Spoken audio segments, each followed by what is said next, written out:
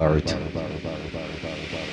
فأعوذ بالله من الشيطان الرجيم بسم الله الرحمن الرحيم واعتصموا بحبل الله جميعا آمنت بالله صدق الله مولانا العظيم وصدق رسوله النبي الأمي المطيع المبين المعين الكريم ونحن على ذلك لمن الشاهدين والشاكرين والحمد لله رب العالمين या खुदा बहरे जनाब मुस्तफ़ा इमदाद कुन या रसूल अल्लाह अज़ बहरे खुदा इमदाद कुन या शहीद करबला या दाफ़िए करबो बला गुल रुखा शहज़ादा गुलगू क़बा इमदाद कुन गौसे आज़म बमने बेसरो सामा मददे क़िबला दी मददे काबा ईमा मददे बगिरदा बे बला उफ्ताद कश्ती मदद कुन मदद कुन मदद कुन या मुईनुद्दीन चिश्ती क़ादरी यमनारे या गौसे आज़म भी ज़नम दमज़ शेख अहमद रज़ा ख़ान क़ुत्ब आलम भी ज़नम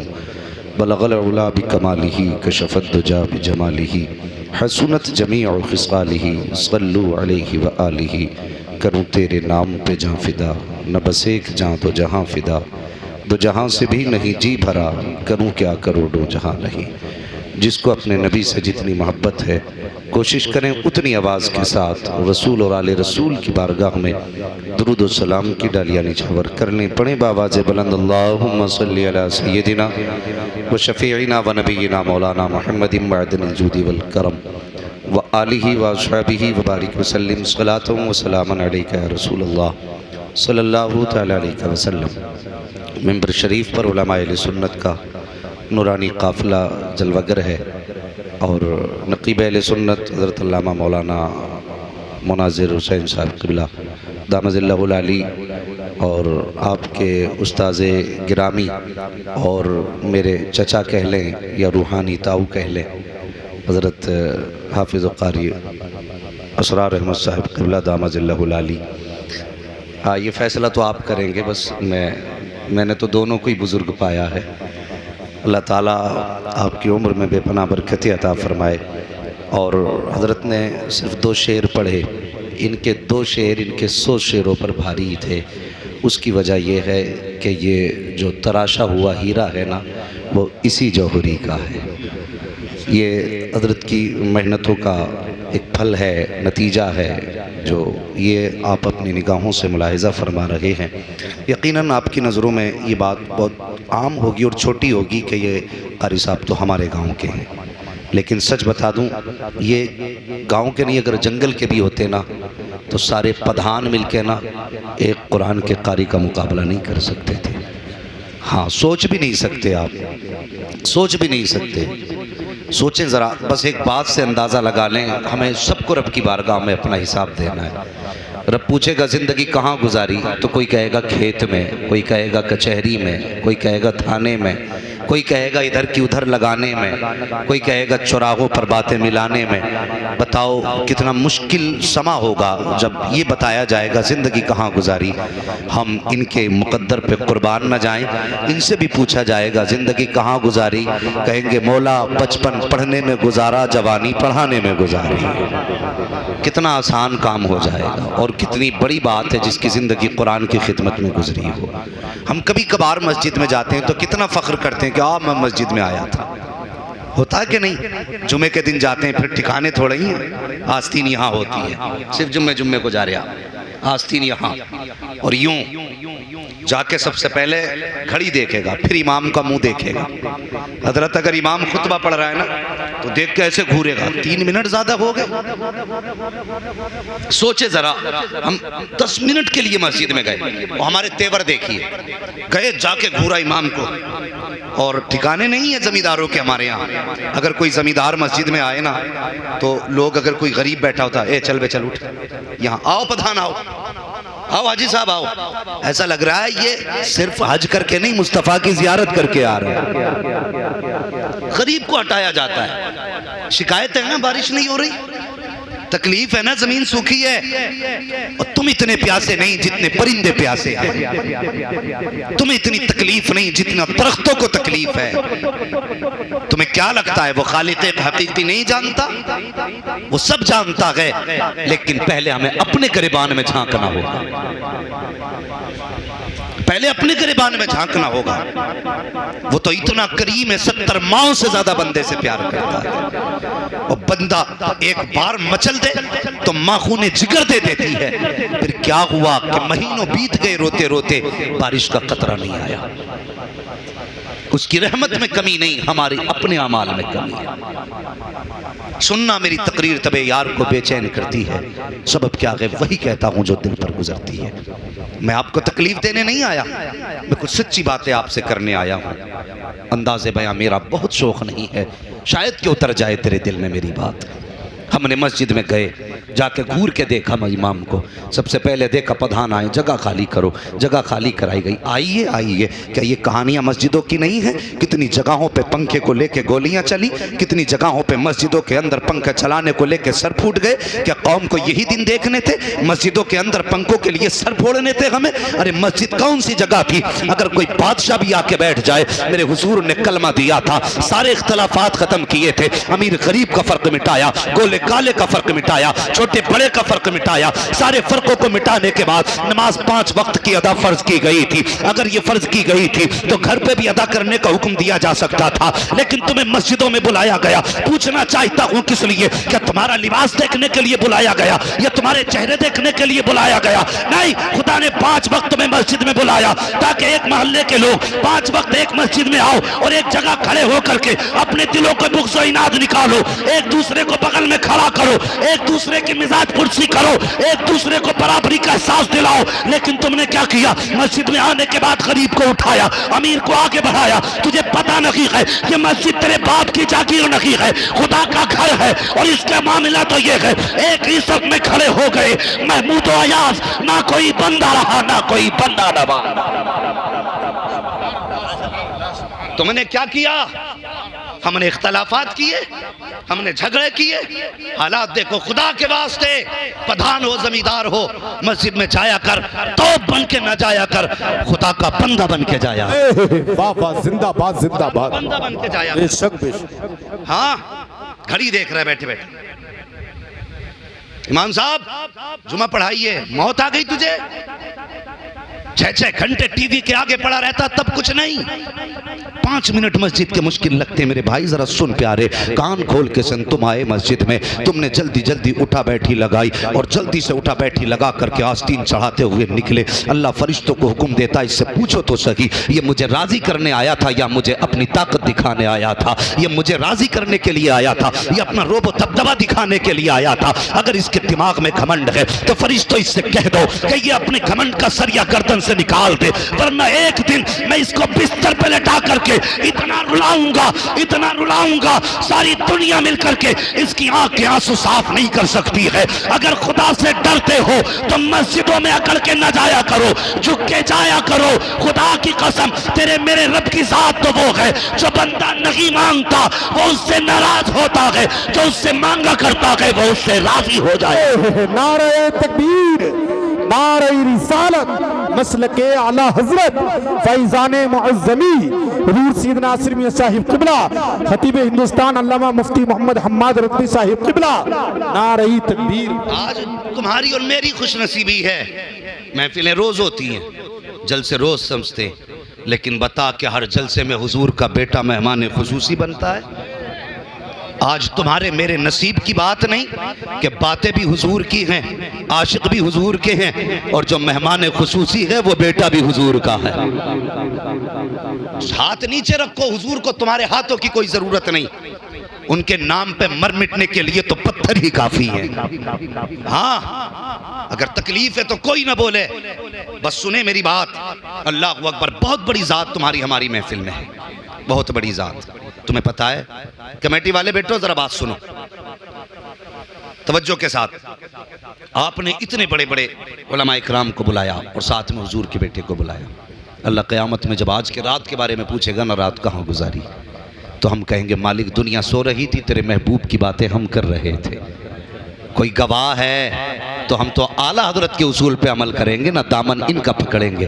कहेंगे तेरी सरकार में लाता है रजा उसको शफी, जो मेरा गौस है और लाडला बेटा तेरा। तो ये कितने नसीब की बात है, ऐसी जात आज हमारे बीच है। कसम खुदा की अगर अल्लाह महफिल कबूल कर ले, इनके कदमों की आमद कबूल कर ले तो हज़ारों सैकड़ों दुआओं की ज़रूरत नहीं है, बारिश के लिए इनके कदम ही काफ़ी हो जाएंगे। हाँ, इतनी बड़ी ज़ात। जानते हो मेरे हुजूर ने क्या फरमाया?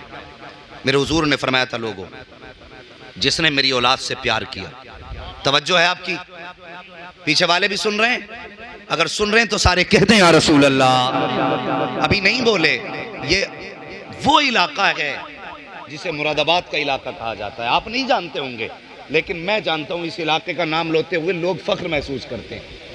और आज सोशल मीडिया के जरिए जब तुम्हारी आवाज़ नहीं जाएगी तो लोग कहेंगे बिला वजह में ही नाम लेते थे। हाँ, तो जिस इलाके में रहते हो जैसे लोग हो वैसी आवाज निकलनी चाहिए। जरा कहें या रसूल अल्लाह।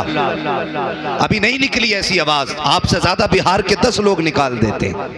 हाँ, अभी भी मालदा से चल के आया हूं मैं, कल 4 बजे का चला था और अब पहुंचा हूं कल सुबह 4 बजे का फजर का। तो कम से कम इतनी जोर से नबी को पुकारें कि आपकी आवाज से मेरी थकन उतर जाए। जरा कह दें या रसूल अल्लाह। अल्लाह सलामत रखे जिन्होंने दिल से मुस्तफ़ा को पुकारा है, अल्लाह आज की रात के सदक़े मुस्तफ़ा का मदीना दिखा दे। माशाअल्लाह बड़े समझदार लोग हैं वहाँ मुनाजिर साहब आपकी बस्ती के। आप ही की बस्ती है ना? शायद आपकी मान लेते हो। हाँ नहीं, माशाअल्लाह आपकी खूब मानी कारी साहब, आपके शेर बहुत अच्छे सुने। अल्लाह सलामत रखे आपको भी, आपके गाँव वालों। कम से कम किसी से तो प्यार करते हैं ना, किसी से तो प्यार करते। कमेटी वाले सारे बच्चे इधर ही बैठे, जरा कमेटी वालों आप कहना या रसूल अल्लाह। नहीं माशाअल्लाह, आप जितनी छोटी कमेटी आवाज़ उतनी छोटी रह गई। हाँ नहीं हजरत, बच्चे ही तो आवाज़ निकालते हैं। मर्जी आपकी, कोई बात नहीं। मैं बस चाहता हूँ कि आपके अंदर थोड़ी बेदारी रहे। कोई सो तो नहीं रहा करवट में? देखो देख लो एक बार, अगर कोई सो रहा हो तो उठाना मत ना हजरत, मैं नहीं उठवाता। इसलिए हुजूर मैं ये सोचता हूँ कि अगर कोई जलसे में सोता है ना तो फिर ख्वाब में हुजूर ही तशरीफ़ लाते हैं। हाँ, फिर ऐसी महफिलों में नींद आए तो मुस्तफ़ा ही तशरीफ़ लाएंगे। शैतान का तो काम ही कोई नहीं इधर आने का। हाँ, तो उठाना मत किसी को भी, बस उसके कान पे जोर से कह दो सुभान अल्लाह, माशाअल्लाह। बस तवज्जो करें, मेरे हुजूर ने फरमाया जिसने मेरी औलाद से मोहब्बत की, बहुत गौर से सुनना, ये बहुत काम आने वाली बात है। जिसने मेरी औलाद से, आप बोलें तो मैं बोलूंगा, जिसने मेरी औलाद से, अल्लाह सलामत रखे, और जोर से, जिसने मेरी औलाद से या उसकी खिदमत की या उसको राजी किया या उसकी खिदमत में नजर पेश की, हुजूर फरमाते मैं उसका हाथ पकड़ के उसे जन्नत में दाखिल करूंगा। नसीब की बात नहीं है वो यार, जिनसे मुसाफे करने के लिए लोगों की जूतियां टूट जाती हैं, चक्कर लगाते लगाते वो चल के हमारी महफिल का मेहमान बना है। ये कितने बड़े नसीब की बात है। आज मैं एक बात कहता हूँ हजरत, मैं साफ बात कहता हूँ, मेरा अपना मिजाज है, मैं सिर्फ उसी पीर को पीर मानता हूँ जो आला हजरत को आला हजरत मानता है। बस मेरा अपना मेयार है, मैं उसी पीर को पीर मानता हूं जो आला हजरत को। आप मानते हैं आला हजरत नहीं, और नहीं मानते तो उठ के चले जाओ। आला हजरत वाले चाहिए, चाहे 4 ही बैठे होने चाहिए। और सब आला हजरत वाले तो जरा बोले या रसूल अल्लाह। माशाअल्लाह कुछ लोग प्रधान बने बैठे हैं ऐसे। हाथ नहीं निकालना, मत निकालो, तुम्हारी मर्जी है। आज नहीं निकालोगे कल तो निकालोगे बेटे, कल निकालोगे। आज ले उनकी पनाह, आज मदद मांग उनसे, कल न मानेंगे कयामत में अगर मान गया। तो हम तो पीर भी उन्हें मानते हैं जो आला हजरत को आला हजरत मानते हैं। अगर कोई ये कहे मैं सैयद हूं और वो आला हजरत को ना माने ना, तो फिर हम कहते हैं चल फिर अपनी सियादत का सिक्का कहीं और चला। हमारा अपना अकीदा यह है कि सैयदों का तारुफ आला हजरत ने कराया है और आला हजरत का तारुफ सैयदों ने कराया है। ये दोनों बातें कह रहा हूँ। आला हजरत का तारुफ सैयदों ने कराया। आप कहेंगे कैसे? तो मैं कहूँगा चल मारेरा शरीफ, आवाज़ आती रोज़े महशर अगर मुझसे पूछे खुदा, बोल आले रसूल तू लाया है क्या? अर्ज कर दूंगा लाया हूँ अहमद रजा, या खुदा ये अमानत सलामत रहे। हाँ, सैयदों का फख्र है आला हजरत, समझ रहे हैं आप? और आला हजरत का नाज है सादात इकराम। तभी तो कहते हैं कैसे आकाओं का बंदा हूँ रजा, बोल बाले मेरी सरकारों के, हाँ बोल बाले मेरी सरकारों के। आज मिजाज ही अलग हो गए जनाब जी। मैं आपसे गुजारिश करके जाऊं, अगर कोई सुन्नी सही अकीदा हो और वो कहे मैं सैयद हूं ना, तो फिर शजरा ना मांगना, तुम शजरा मत मांगना। कुछ लोग हैं जो आला हजरत के नाम का नारा भी लगाते हैं और आला हजरत के इस फतवे के खिलाफ भी करते हैं, और सिर्फ हजरत ये चाचा साहब ये सिर्फ दुकानें चमकाने के रास्ते रह गए। हाँ, जहां किसी का सिक्का नहीं चलता वो शजरे मांगने लगता है। और यार आला हजरत ये कहते हैं अगर कोई सैयद ना भी हो और तुझसे कहता मैं सैयद हूं, तुझ पे लाजिम है तू उसको सैयद तस्लीम कर, उसका एहतराम कर। लेकिन आज मिजाज उल्टे हो गए, लोगों के नंबर नहीं आते तो अगर कोई कहता मैं सैयद हूं तो कहते हैं लाओ जी कोई और तो कमी नहीं सका, शजरा दिखा, शजरा कहाँ है, तू नहीं जानता है आज तू शजरा मांग रहा है।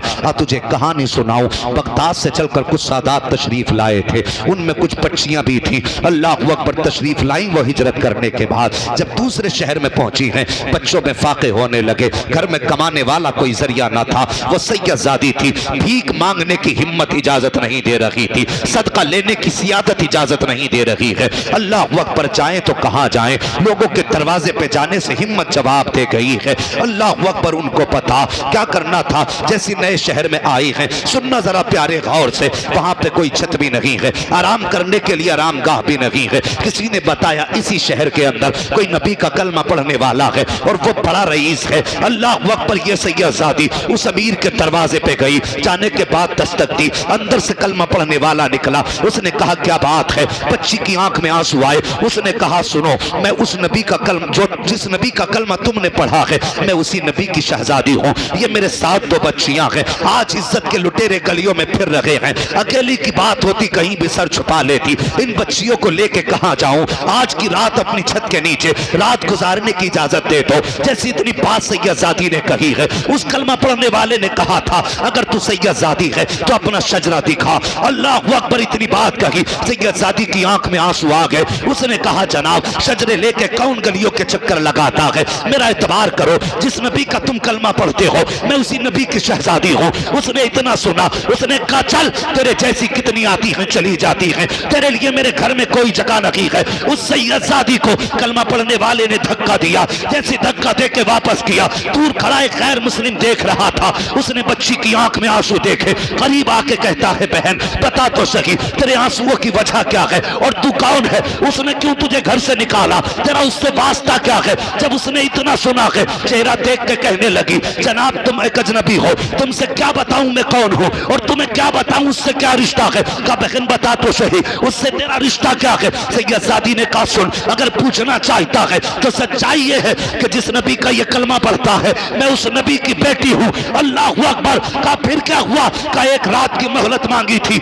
इसकी छत के नीचे रात गुजारने की, इसने ढोंगी बता करके धक्का दे के मुझे निकाल दिया। उस गैर मुस्लिम ने इतना सुना, आंख में आंसू आ गए, रो के कहता है बहन मैं तुम्हें छू तो नहीं सकता हूँ, मेरे हाथ इस लायक नहीं है कि तुम्हारा हाथ पकड़ सकूं, लेकिन मेहरबानी करो आज की रात मेरी मेहमान बन जाओ। इतना सैयदजादी ने सुना है, कहा जैसे आपकी मर्जी हो। वो अपने दरवाजे पे लेकर के आया। अब उस गैर मुस्लिम की अकीदत देखना प्यारे, सुनना गौर से प्यारे। जब दरवाजे पे आया है, आने के बाद कहता है सुन सैयदजादी ए नबी की बेटी ये मेरा घर है, अंदर एक कमरा है उसमें मेरी बेटी बीवी है, अगर तुम इजाजत दोगी तो मैं दरवाजे के अंदर रात गुजार दूंगा, अगर तुम्हारी इजाजत नहीं होगी तो मैं पूरी रात दरवाजे के बाहर बैठ के गुजार दूंगा। अल्लाह अकबर। गैर मुस्लिम ने इतनी बात कही है। सैयदजादी ने कहा चाचा घर आपका है, जहां चाहो वहां रात गुजारो, मुझे एक कोना दे दिया जाए जिस पे मैं आराम से रात गुजार सकूं। इसने कहा ठहर जा बेटी, बच्ची को बाहर ठहराया, अंदर जाके बच्चियों से कहता कमरा खाली कर दो, आज तुम्हें पता नहीं है आखिरी पैगंबर की बेटी हमारे घर आ रही है, कमरा खाली कर दो, कोई गंदगी ना हो, सारी सफाई कर दो। कमरा साफ किया गया, एक कोने में सैयदजादी बच्ची को लेके बैठ जाती है, रात गुजरने वाली है। अल्लाह अकबर। सैयदजादी के पास वो आया आया, आने के बाद कहता है बेटी अगर इजाजत हो कुछ खाना खिला दिया जाए, तुमने कुछ खाया भी नहीं होगा। बच्ची ने कहा जैसे आपकी मर्जी हो। उसने कहा नहीं अभी थोड़ा सा वक्त चाहिए। कहा क्या करोगे? कहा बाजार जाना है। बच्ची चुप हो गई। अब गैर मुस्लिम की अकीदत देखो, मुझे तो हयात ही है ऐसे कलमा पढ़ने वालों पे कि कलमा नबी का पढ़ते हैं, ऐब नबी की औलाद में निकाला करते हैं। अरे शर्म आनी चाहिए। कौन से मुंह से हौज़े कौसर का जाम मांगोगे? कौन से मुंह से मुस्तफा का सामना करोगे? आज शजरे तलब किए जाते हैं, लोगों के नसबनामे छाने जाते हैं, और एक डूब के मर जाना चाहिए। अगर कोई ये कहते सैयद हूं, सवाल ना कर, गर्दन झुका दे। अगर सैयद ना भी होगा तुझे मुस्तफा की औलाद की इज्जत का सवाब दे दिया जाए।